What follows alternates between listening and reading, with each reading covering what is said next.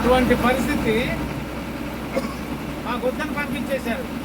తర్వాత అదేమిచ్చి చైనా పంపించారు. చైనా కూడా వద్దన్నది. చైనా కూడా వద్దాం, ఎందుకంటే మందు బాగా కలుస్తుందంట. అవునవును. అనుకున్న దానికంటే పర్సంటేజ్ ఎక్కువ ఉందని పంపించేశారు. అంటే అన్న ఇప్పుడు పంట పండితే దాంట్లో మందు కూడా వెళ్తుంది అన్న, నాకు అర్థం కాబట్టి. అంటే దాంట్లో ఉంటుందన్న, రసాయనాలు ఉంటాయంట. ఆహా, వాళ్ళకి అర్థమైపోయింది. అర్థమైపోతుంది. వాళ్ళు చెకప్ కి ల్యాబ్ అట్లా కాదన్న, ఇటు స్ప్రే కొడుతున్నట్ట పోయేటప్పుడా.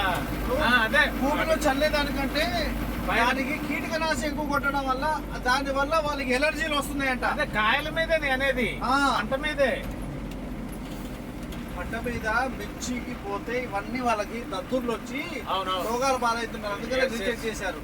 దాన్ని బట్టి నువ్వు ఆలోచించరాదు. ఎంత పురుగుల మందులు కొడుతున్నారు, ఎంత విపరీతంగా కొడితే మనకి ఆ విధంగా అయితే